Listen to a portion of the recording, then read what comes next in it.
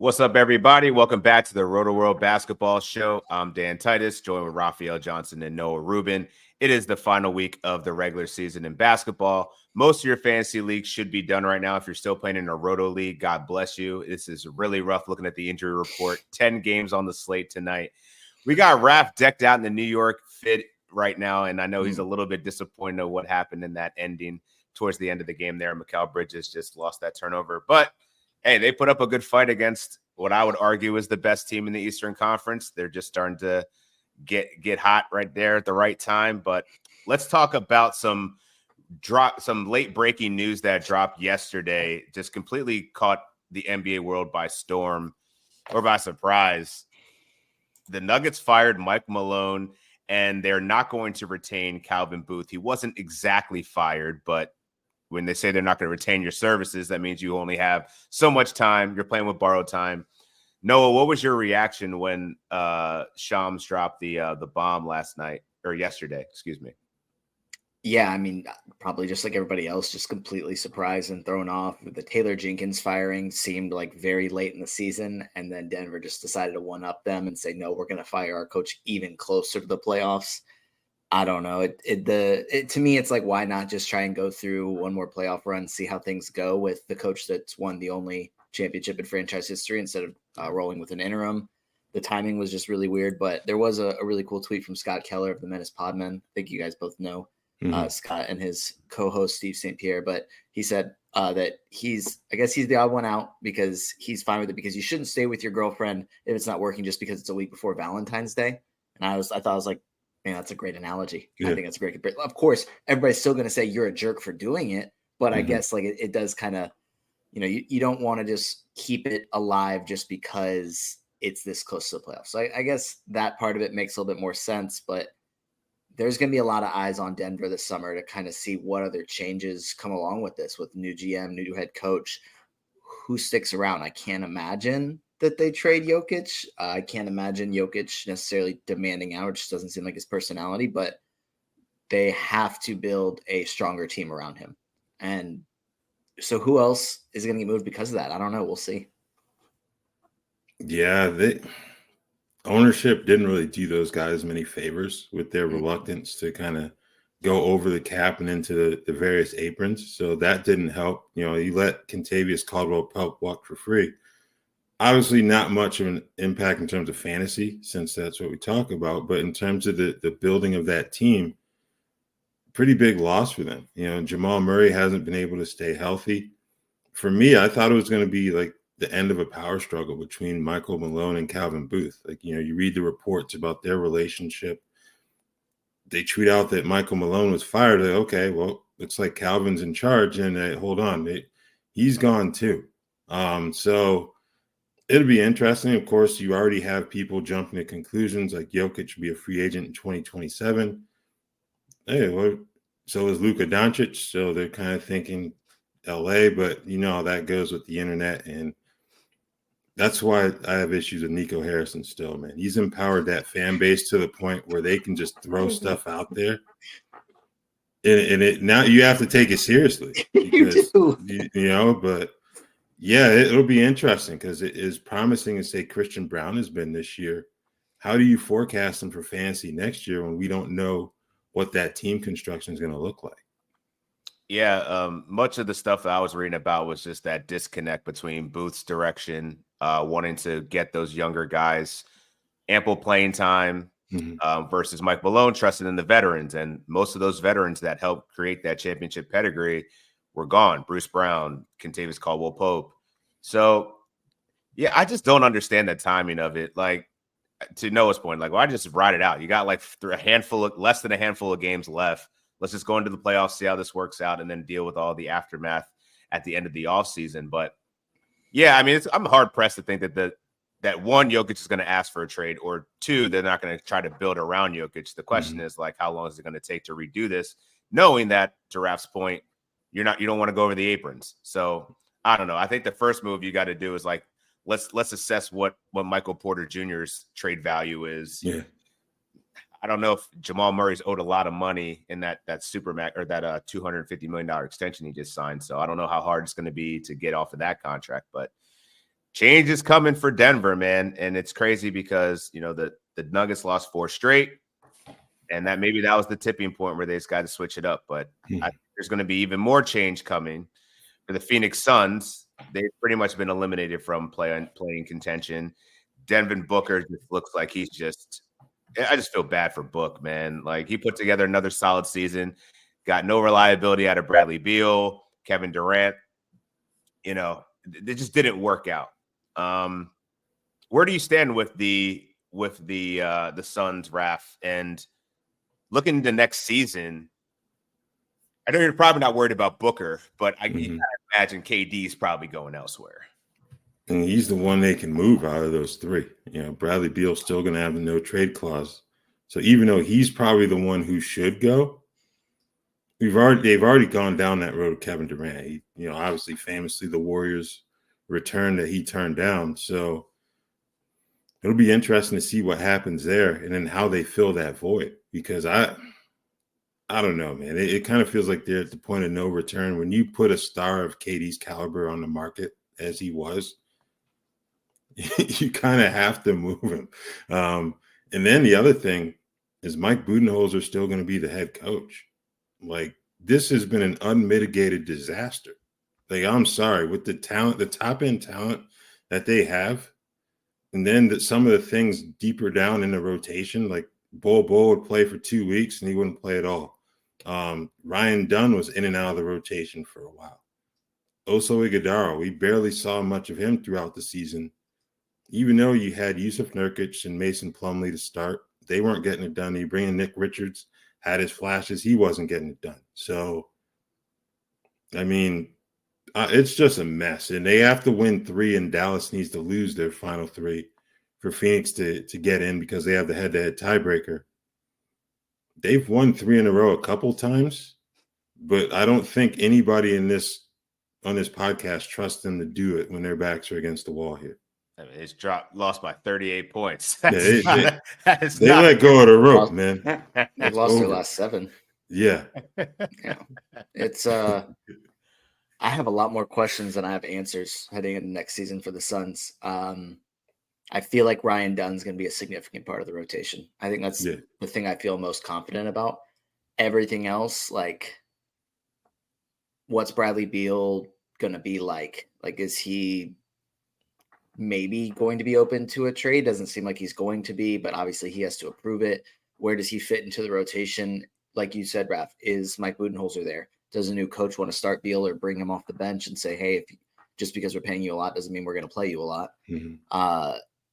Does Kevin Durant kind of reconcile things and end up wanting to stay? Does Devin Booker just have a change of heart? Like, that's obviously just me just speculating here, but after a really disappointing season and this team doesn't have a ton of assets to work with, like, does Devin Booker get any sort of frustration that boils over at all? Who's going to play center for them? I think, honestly, like, there is enough talent here for this team to be a postseason team. I don't think that, like, that's out of the question. I think what it has always been since the trade to bring in Beal happened was, how does this team fit? And they haven't really built a strong team. And I think a lack of continuity is part of it, the constantly changing head coach. But they haven't had a good center, and they haven't really figured out exactly what they want to do at point guard. I think another thing that I'm looking at heading into next season, depending on whether or not, obviously, Bud is the coach and who else is there, where does Grayson Allen fit into this? He had a really, really good season last year as a starter, and then this year, Bud just wasn't that interested in playing him as much.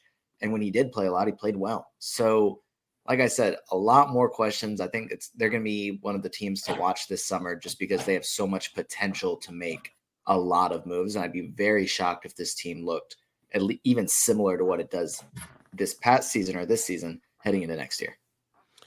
Yeah, I agree with you. I think that the one mainstay that I think I have some pretty good confidence in is Ryan Dunn. Everything else, we'll see. I mean, KD, I think he's going to be gone. Like, you can't put a guy on the block of his caliber and then walk it back and try to salvage the situation. Like, so we'll see what happens with that. But yeah, agreed, Raph. Nick Richards was very disappointing from a real life perspective, fantasy perspective, even though he got plenty of opportunities to shine. Bol had a moment, but Bud didn't want to go back to him. So it was a pretty frustrating team from a fantasy perspective this year. Like, it was really only Devin Booker. I mean, Tyus Jones was a disaster.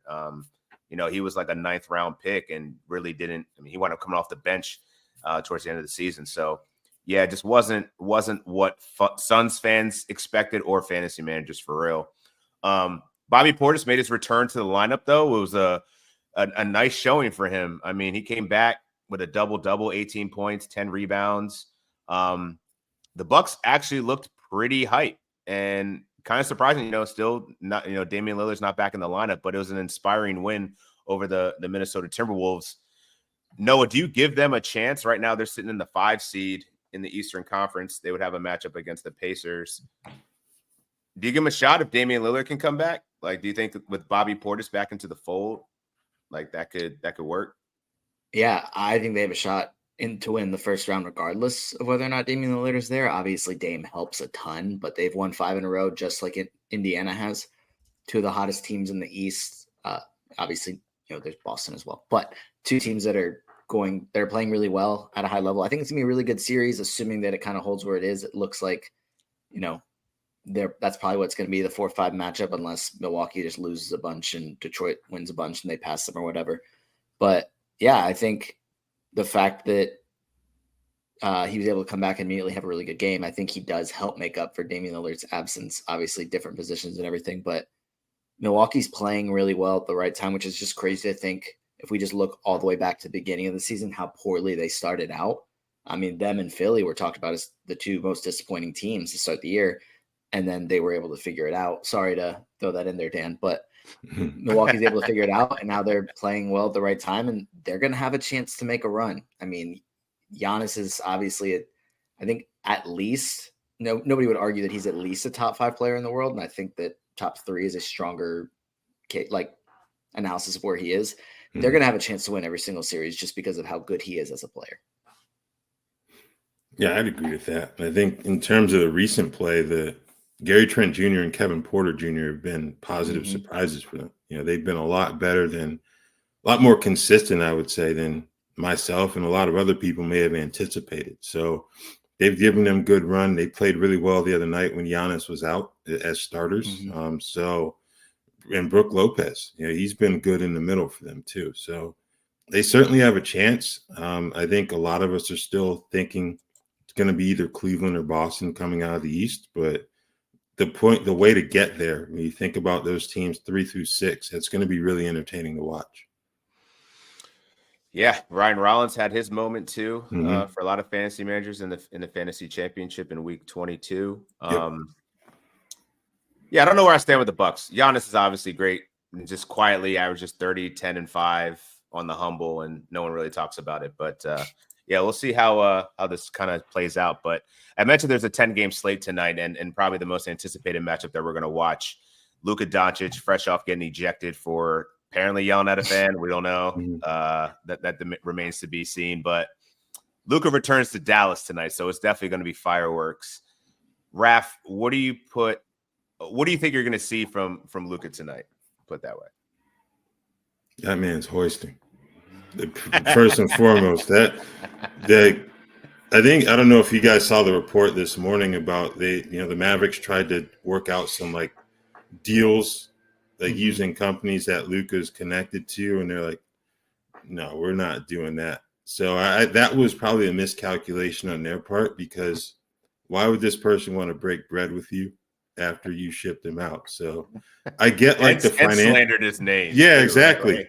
A miscalculation regarding Luka by Dallas. That doesn't sound right. That doesn't sound like that. Yeah, I get the financial aspect of it, and hey, let's make some money off of this together. But I'm I don't want to make money with you. That's crazy. But I think over under 31 and a half points, I think he's going to beat that. And points, rebounds, assists, 47 and a half. I think he's going to beat that as well. I know we talked about this when he played him the first time in LA, but this is the one where that environment's going to be charged, because a lot of those fans did not want him to go. So those T-shirts. Oh, man. The shirts, man. That was. I mean, how long? I mean, at least they're not giving him a tribute video. I thought that they're not. I mean, Are they? No, going you to? you It's too you Damn, need they to have give them. shirts that say "Thank you for everything." If they don't give them the tribute video, those people might end up on the court. Like we're doing that too soon, man. Like they're announcing him last in the starting lineup. They've already announced that. Okay.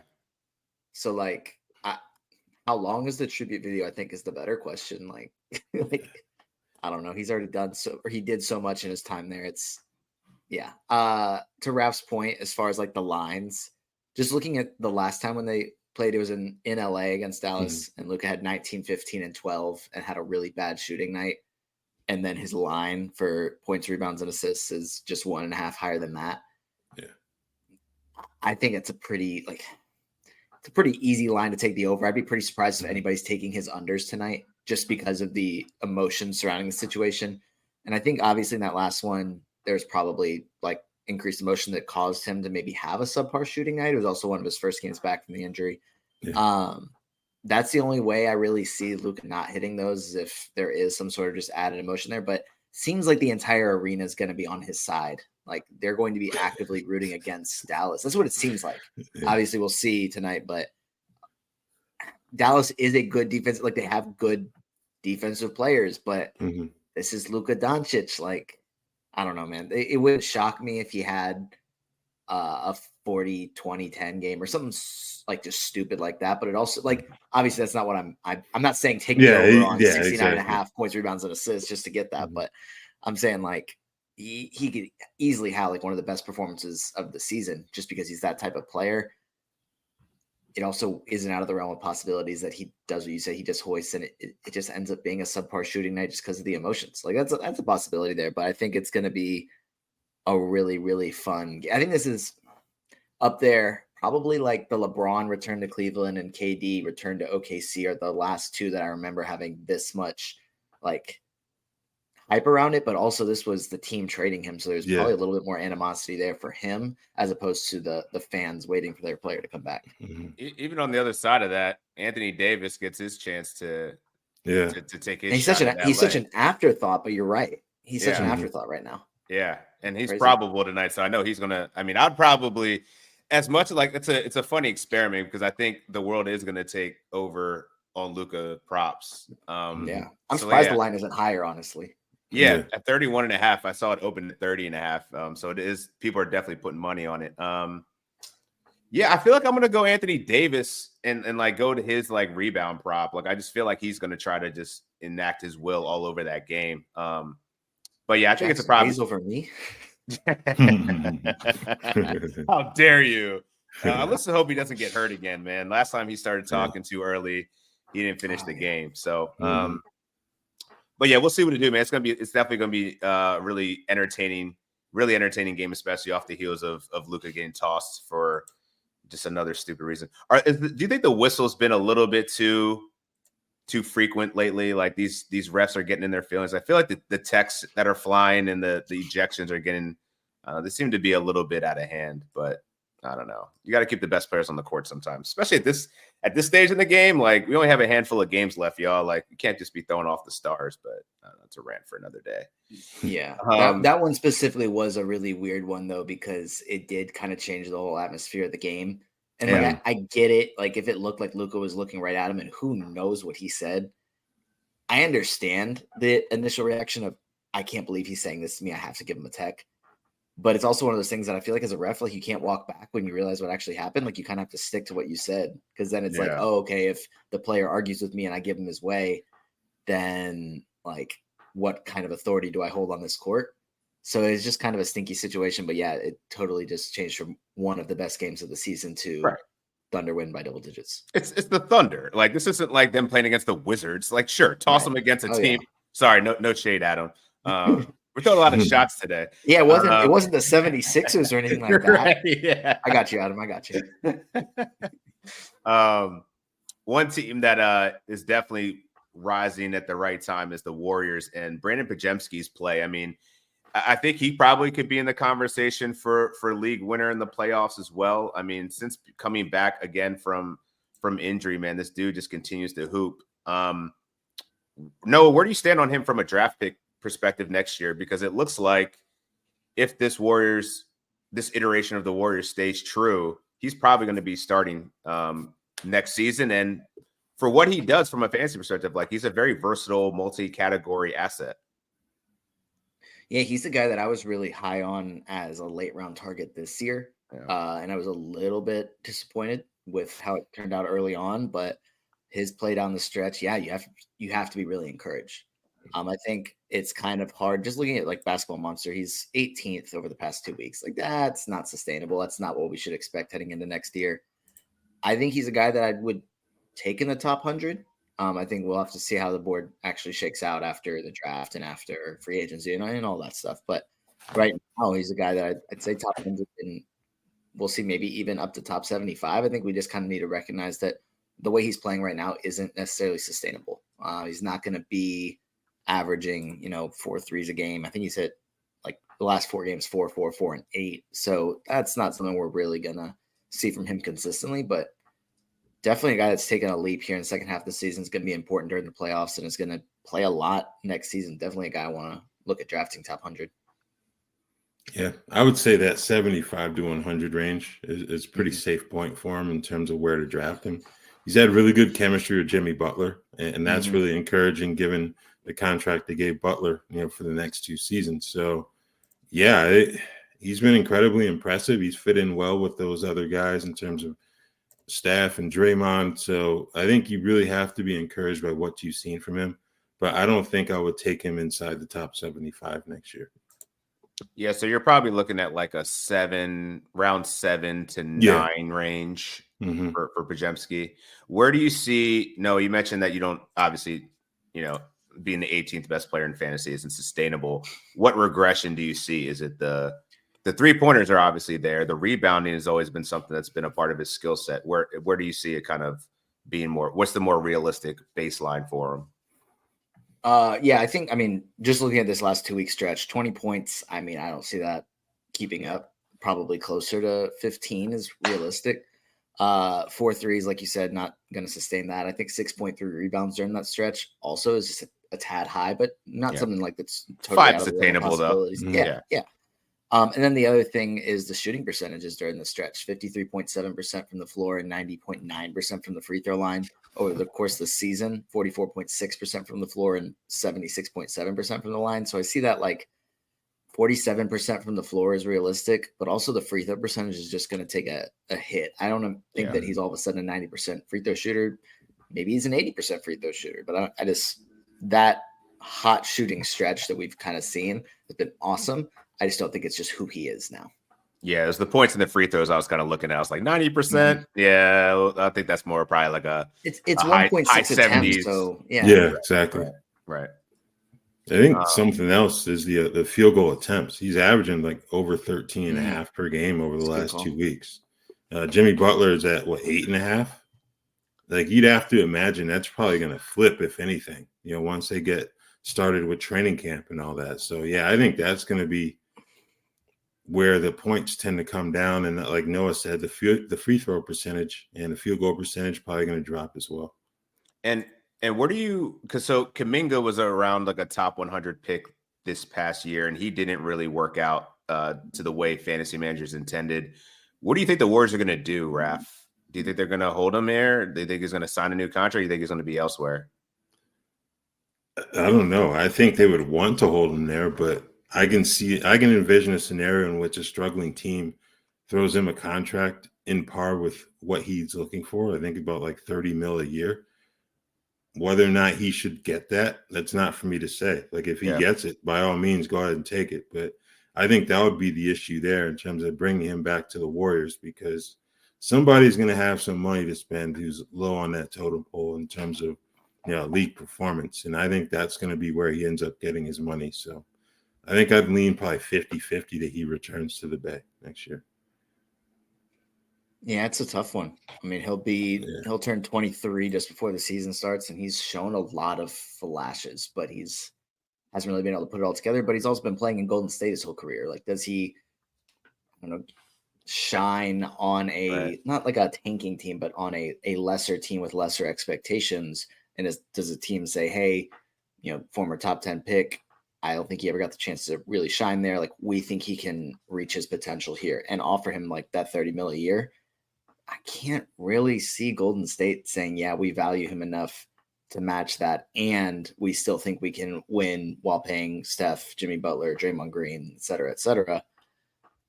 I don't know. I wouldn't be shocked if he was gone. I don't know where, but wouldn't be shocked if he was gone. Yeah, interesting change. So I was looking up the ADP.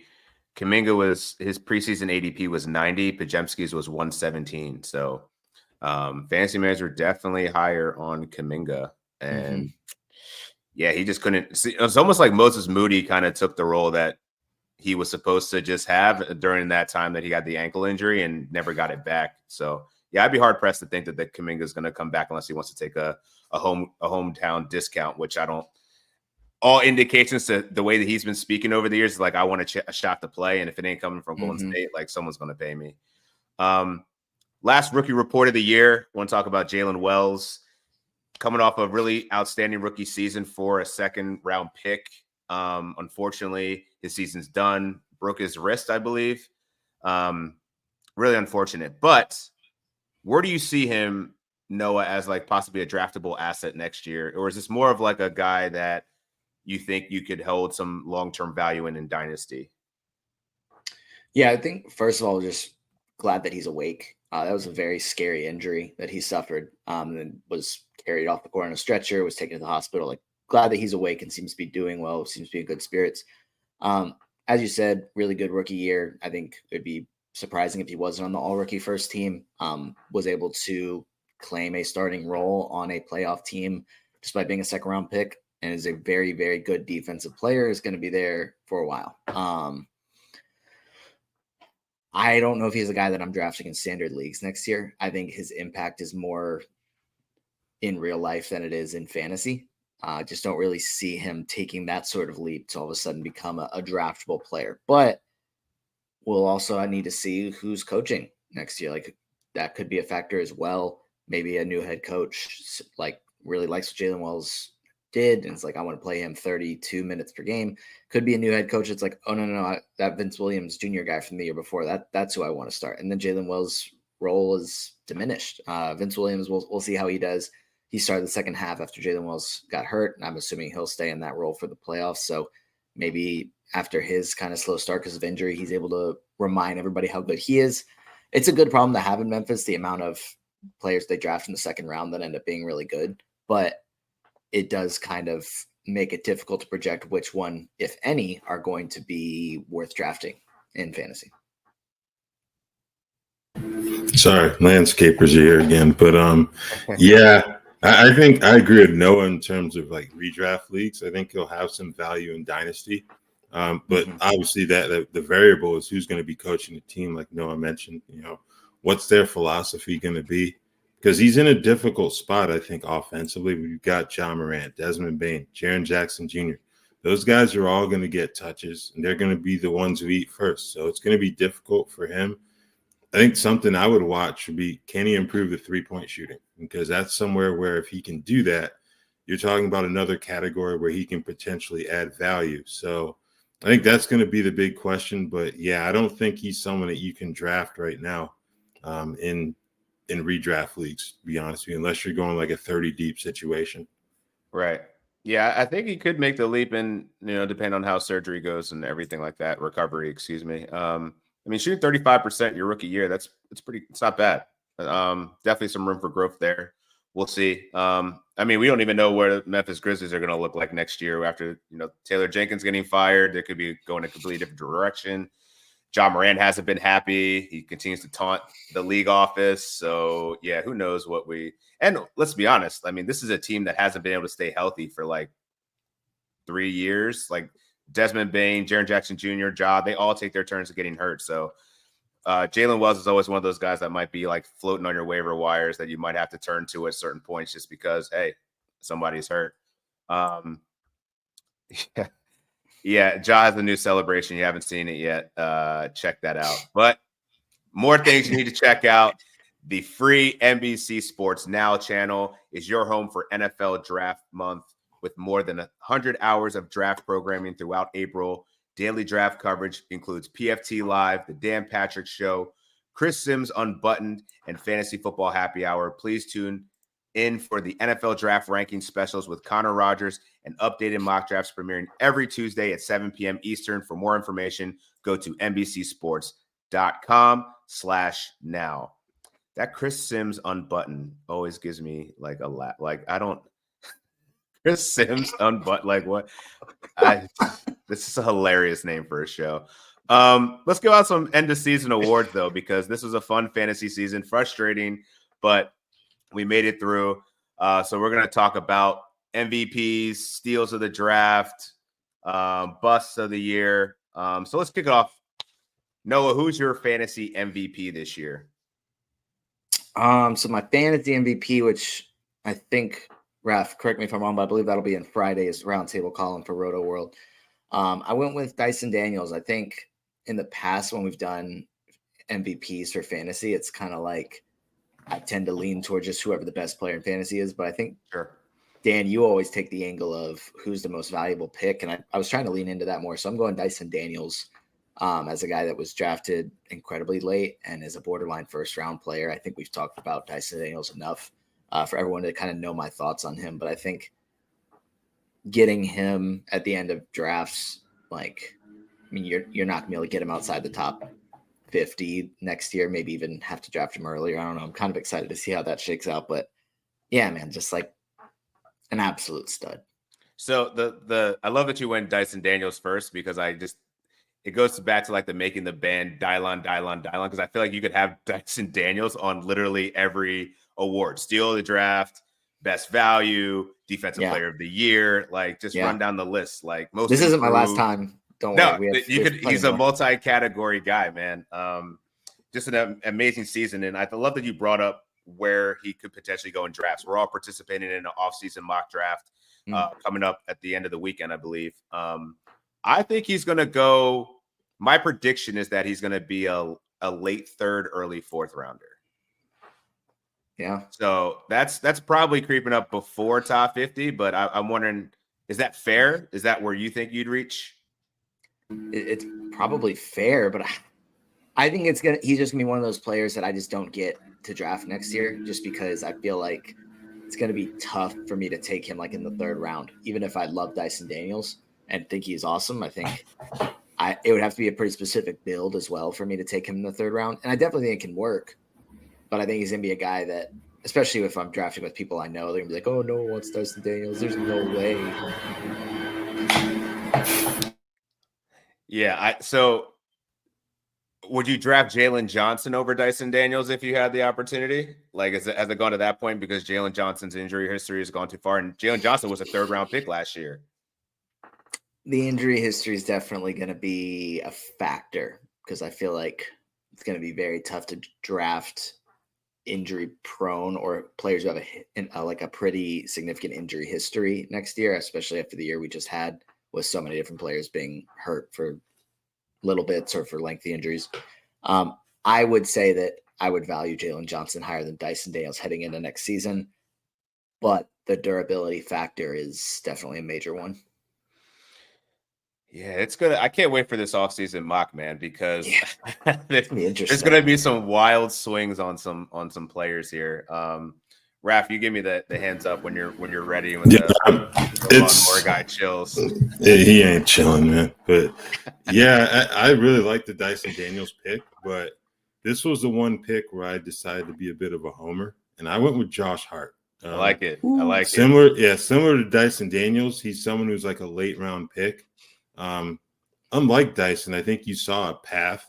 Like with Dyson, you saw a path to him being better just because of the situation with more ability to produce. With Josh Hart, I think once they added Cat and Mikal Bridges, like, all right, what's going to happen here? All he did was break the single season franchise record for triple doubles. And he's been close to a top 25 player. Like, you're not going to get much in terms of scoring. So I think if you're punting points, he's going to be really effective in that build next year.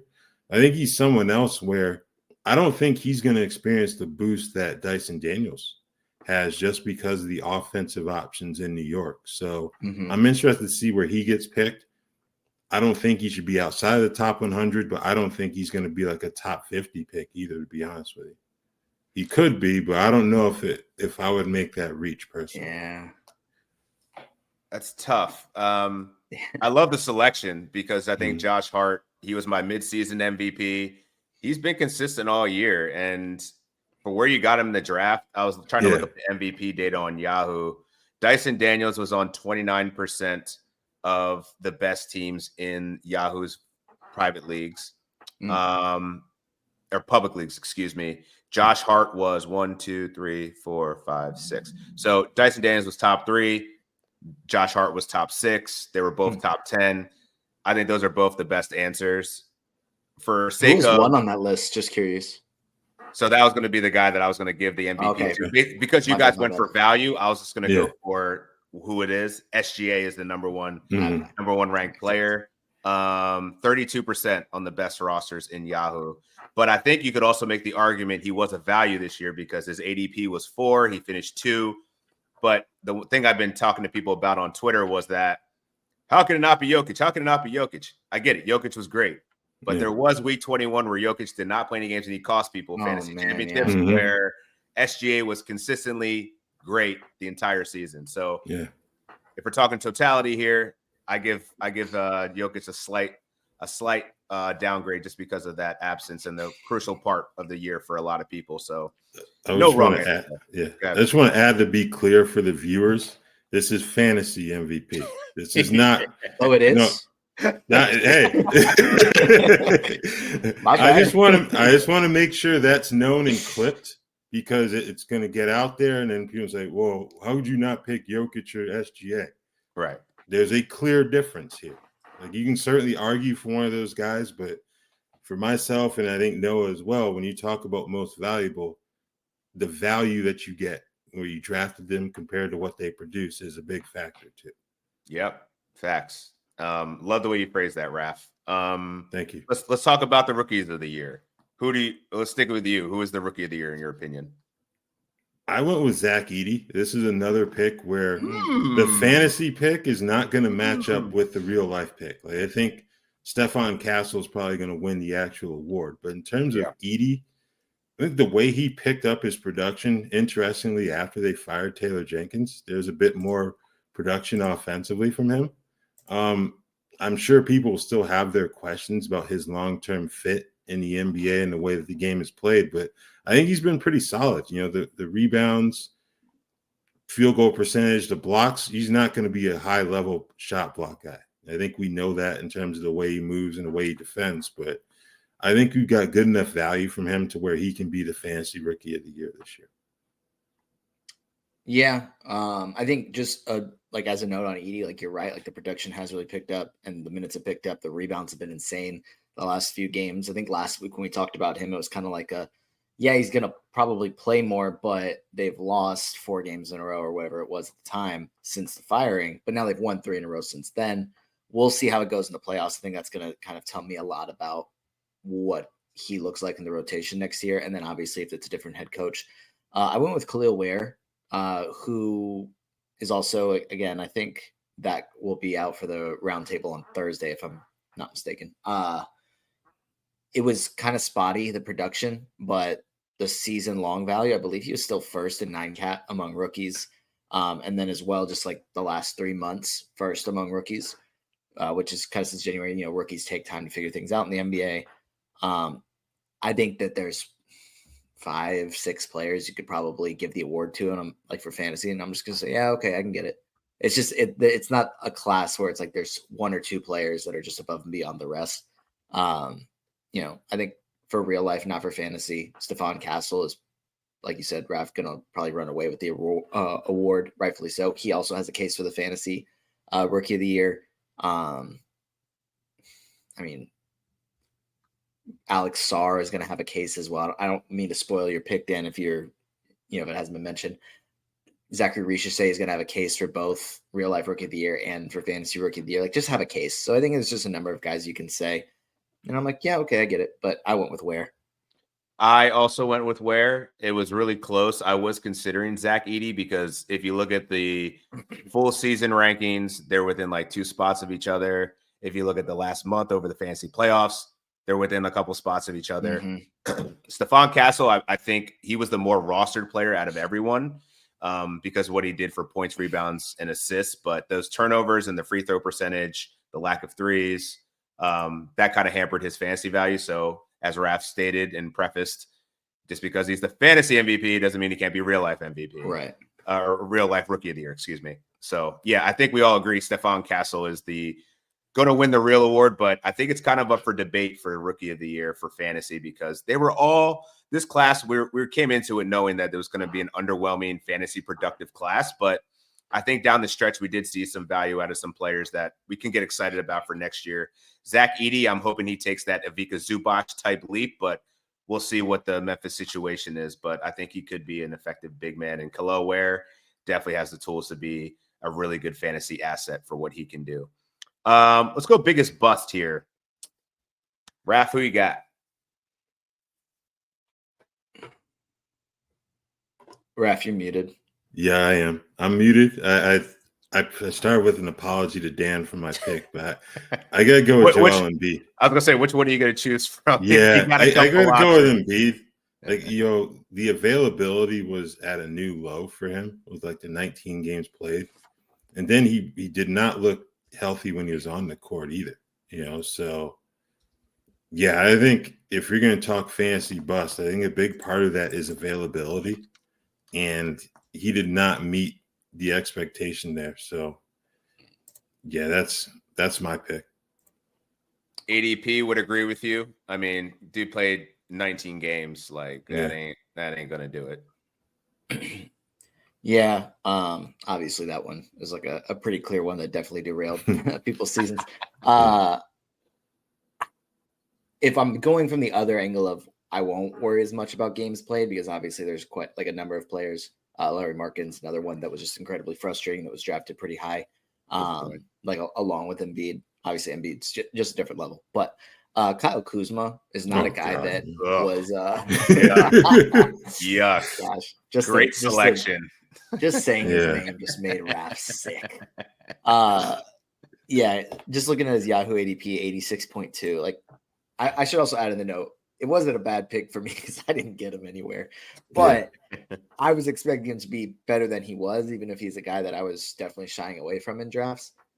You expect, especially when he was with Washington, that it's going to be probably inefficient, but you're expecting plenty of points, rebounds, and assists and some threes. And it was just terrible, man. Like it was just really bad. He's played better, especially recently for Milwaukee, but not necessarily, I guess, more productive for fantasy managers in Milwaukee. But that's not like a high standard. Like it was really bad with Washington, and now it was just like kind of bad, not so terrible with Milwaukee. So yeah, not a player that I was drafting, not a player that I'm planning to draft next year.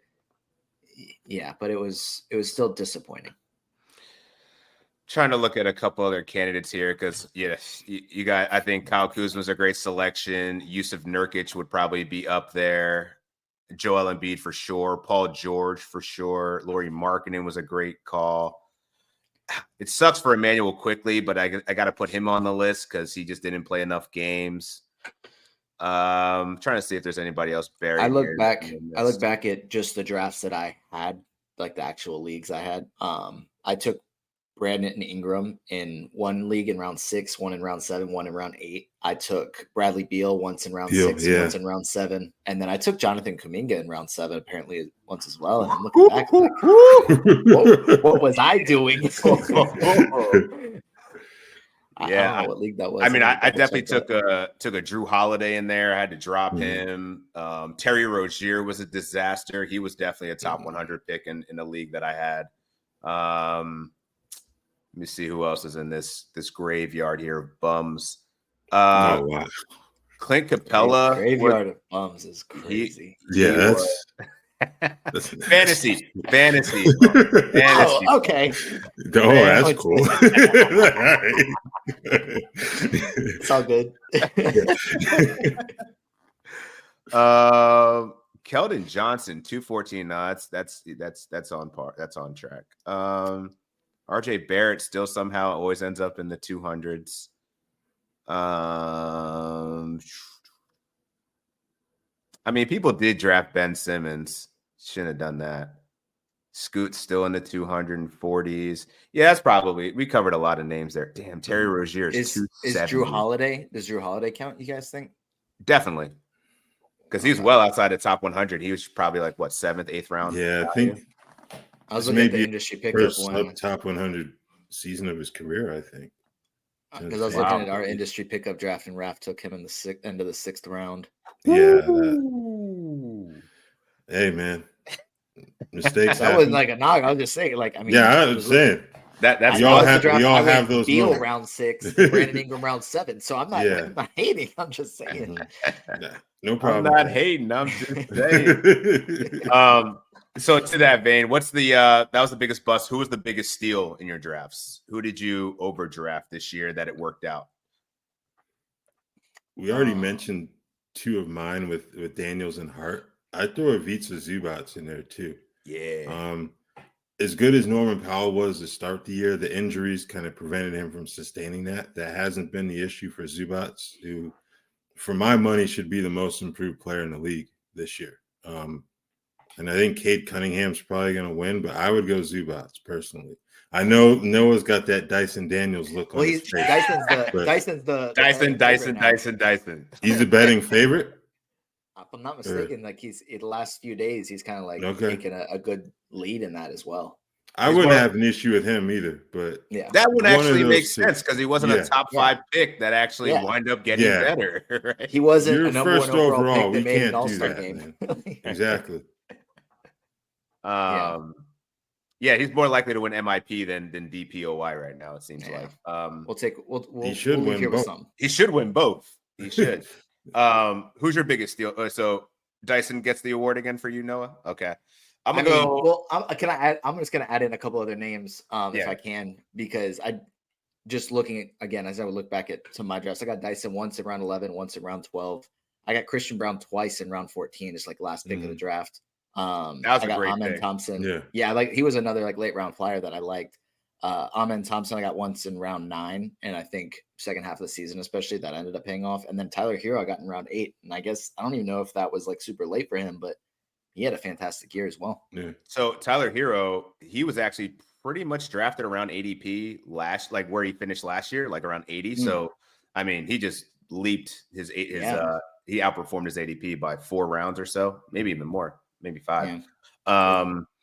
I think Amen Thompson was probably my biggest steal of the draft. I mean, I think pretty much if you got Amen Thompson, you're drafting him outside the top 100. And for what he did once he got actually in the starting lineup and throughout the season after Fred VanVleet was hurt, that's the guy that I'm wondering how high he's going to go next year. I think he's going to probably be a top 60 player, maybe top 50. I don't know. There's going to be some hype building, I feel like, rightfully so. But long gone are the days that we're going to be able to get him anywhere in the hundreds.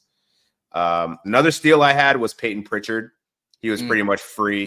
He was undrafted in over 95% of leagues, and he wound up being a top 80-ish, 70 guy, top 60 for a time being. So for a time. Who else was a steal for me? I have a question. That's probably the best ones. Would Karl Anthony Towns constitute being a steal? Like I know he received a bit of a bump after the trade, but it still felt like his ADP may not have been as high as he's finished. Like he's going to be a top 10 player this year, I think. So, oh yeah, I think that counts. I think closer to the draft, I saw him going early second round, but the fact that he's a first round value, like he's going to be a top 10 pick next year easily. So that's I wouldn't be surprised if he leaps into could he be a top 5 player? Do you think? Would you draft him? I'd draft him over Tatum. Draft him over Luka. I don't know if I go over Luka. Not over Luka, but I think Tatum for sure. Just because I don't know. Like they both over Halliburton. I think Halliburton's going to take a hit just because of how he played this year. You know, he's had his moments, but it's been kind of up and down. Maybe he gets fully healthy this summer after coming in with the hamstring issue. So, I'd say right outside top 5 for Cat is realistic. I think I mean, obviously we know who the top 3 are going to be, and then I would probably take Luka, and I'd probably take Halliburton as well. I think mean, over the course of the season, he's up to 5th in 9-cat. And it was obviously a subpar start to his standards at the beginning of the season, but since the All-Star break, especially right after the All-Star break, he had that insane run. I think he's probably a guy I would take, but it's like if you took Cat at 5, I'm like, okay, that's a good pick. Like, that's fine. Yeah, it was I think that's a really fun awards to check out. I know you guys got a roundtable coming out that's going to talk about the end of season stuff. Go check out my article also on Yahoo of the fantasy MVPs. But this Saturday, the future of basketball hits the hardwood in Portland, Oregon, as USA's finest takes on some of the best talent the rest of the world has to offer. It is the Nike Hoop Summit. The women's game starts at 7 p.m., followed by the men's game at 10 p.m. Eastern on USA and Peacock. Some of the names that are worth mentioning, I thought it was great since we're on the Dyson Daniels brigade today. His brother Dash, I got to see him play over All-Star Weekend. Looks a lot like him. Not quite there yet, but who knows what this dude can mature into. To see another Daniels with that type of tenacity is going to be super cool. But AJ Debonsa is going to be the guy that's really everybody's pretty much looking at. The BYU, one of the top players in the nation, top 2. We also have Boozer's kids that are going to be there as well. What are you guys excited for in the Hoop Summit? Like this next generation of hoopers. Kyan Anthony was left off the McDonald's All-American team. Maybe he has a chip on his shoulder going into that game. What do you expect, Raph, to see this next crop of kids coming in? I think it's going to be fun. Like the Hoop Summit is usually a really good all-star game. You get a little bit more competitiveness out of it than you do like the McDonald's game and whatnot. So you mentioned a few good names. I think Koa Pete recently committed to Arizona. He's someone I'd be watching on the U.S. team. In terms of the international team, beyond Daniels and Kyan Anthony, Eric Riba, a big. He's going to UConn next year, so I'd keep an eye on him. And then the women's game, Sienna Betts is playing for Team USA, Lauren's little sister, and she's going to be at UCLA with that stacked roster next year. So should be fun. Yeah, I mean, not just keep harping on the Daniels family, but that's what and wanted to get your guys' thoughts of the Final Four. Obviously, Duke's epic collapse down the stretch. Maybe it was just the youth that got to him in the moment. But yeah, what did you think of the Final Four overall, Noah? I mean, it was good to see some really close games. I wouldn't necessarily, I don't know, especially like the national championship. It was incredibly close back and forth, but it wasn't like, oh, like it's a bunch of just like really good plays back and forth. It was just a lot of free throws and turnovers like at the end of the game. Like obviously it was still like a close finish and dramatic finish, but it wasn't, I don't know. It's hard to differentiate necessarily, but I guess I was hoping for more of like a last second shot to win it as opposed to what ended up happening. But then I ended up just analyzing that specific play and just going, well, like maybe he actually should have done this, but he was probably thinking that there wasn't enough time or whatever. But that part was a little bit disappointing. I didn't even get to see the end of the freaking Duke Houston game because I was watching it like 7 minutes left. Duke's up double digits. I was like, all right, my sister-in-law is getting married tomorrow. I have to help like all day long. I'm not going to watch Duke win by 15. I'm just going to go to bed. Woke up in the morning. I was, oh, Florida, Houston. I was like, of course, the one freaking time I go to bed. But overall, it was good to see some dramatic finishes out of a Final Four that was all one seeds, because I think that was kind of a thing that maybe people were disappointed. Oh, okay, no Cinderella teams, but at least there was some very close games to close out March Madness. Yeah, I'd agree with that. I think if anything, the Cinderellas were basically transfers who transferred up, like Walter Clayton Jr. going from Iona to Florida is one example. In terms of Duke, I think for fantasy standpoint, kind of just watching Cooper Flagg, Con Knipple, Kaman Malawat to see where they could potentially fit, especially in a dynasty situation. Like not really sure how high I would go with Cooper Flagg. Like I don't think I would take him above the likes of like Wemby, SGA, and Jokic, but in a dynasty format, I'd have to imagine he's going to go pretty high in drafts, regardless of where he lands, in June. So Cooper Flagg, I have this feeling, man. I think he's going to be like one of those mid-round picks. Like, so when Wemby was, right. Of course. I think I don't know, man. Like depend on the landing spot obviously matters. But if he ends up on like the Jazz, if he ends up on the Wizards, dude, he's going to have like a 15, 5, 3, the stocks. He's going to be a really good fantasy player. So like I think he's going to be like, this is going to completely different as we just talked about that rookie class of 2024 that was, or 2025 that wasn't 2024 that wasn't that great. This one's going to be pretty good. So yeah, I'm really curious to where people draft Cooper Flagg next year, but I think he's going to end up being a mid-round pick just because he looks the most NBA ready since probably Zion Williamson, probably. American born. Okay. American-born player. Yeah. I would say most recent, in my opinion, would be Cade in 2021. Yeah. But that was me being very high on Cade, and maybe everybody else, or like there were people that didn't feel that same way about him. But no, I felt like Cade was incredibly like NBA ready, even if he ended up going to a messy situation that's finally figuring it out. Yeah, that's a good point. But yeah, I think Cooper Flagg will be. I mean, if there's enough hype, he could end up going in like round 4 or 5. Like I think Victor Wembanyama was ending up. I saw him go as high as, I think it was an intentional punt strategy, but I think Adam King took him like 13th in one league. I remember that. Yeah. Because it was like, oh my goodness. But that was the highest I saw him go. But I could see Cooper Flagg go in like round 5. But to Raph's point, yeah, there's no way. Like he's a mid-round guy in the draft. I wouldn't take him top 12, maybe top 13, depending on where the Hawks pick ends up being, because the Kings. Okay, I thought you guys were going to catch on when I was saying he's just for the Hawks, but no, I mean obviously no we'll chance. First, we'll see where maybe it's Philly, Dan.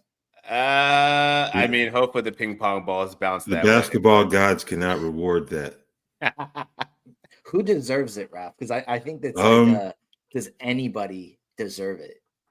See that's the thing. They really need to remove the weight from the draft lottery, because that's the only way to stop some of this stuff, man. Because Utah pulled the plug in like December. Washington made it known what they were going to do from jump, so I don't have too much of an issue with them. Yeah. Pelicans got hurt. Yeah, you can't blame Philly or New Orleans for that reason. Brooklyn was competitive until they decided, we're going to go all in on the lottery. So I don't know if there's any team that deserves it, but yeah. So Atlanta works. That's fine. I get it. My dream right now, this is not important on this podcast at all, but is that the Lakers lose out because the Hawks have their pick. They lose in the play-in tournament, and then it hops up to 1. It's still a possibility. I'm waiting for it. I don't want to scare you, Noah, but I did see some PG to Atlanta rumors potentially. For what? Good God, man. I would love. I mean, for Clint Capella. Okay, deal. Yeah. Take the salary. That's all I want, man. Take that salary. Let me get Cooper Flagg. But yeah, where do you guys think that Walter Clayton Jr. is going to be drafted? Do you think he's going to be a late first based off of his tournament run, or do you think he's going to potentially be even higher than that? I think late first is fair, and that to me, late first could be just anywhere in the 20s. I think it's just going to end up depending on where teams land, like in the draft. I think just looking at who's going to be drafted, because everybody's traded their freaking pick. Orlando right now has Denver's first, so to be picked 20. That's interesting. I think that's earlier than we'd probably expect, but I think that's a possibility. They'll have already had another pick, so it's just going to be somebody that needs to figure out point guard. I think Miami has Golden State's pick. That's a possibility as well. So I guess 2 Florida teams, that'd be kind of cool. And then Brooklyn has a million first, so they'll have a chance to do that as well. So yeah, we'll see. We'll see what it do. Thank you guys for another great season. Hopefully you guys listening to this podcast, subscribe, like things. We appreciated the comments along the way. Hopefully you captured a championship. This will be the last show for a while. We'll be back at some point, potentially. For Raphielle Johnson, Noah Rubin, and Dan Titus, thank you for joining us again. Peace.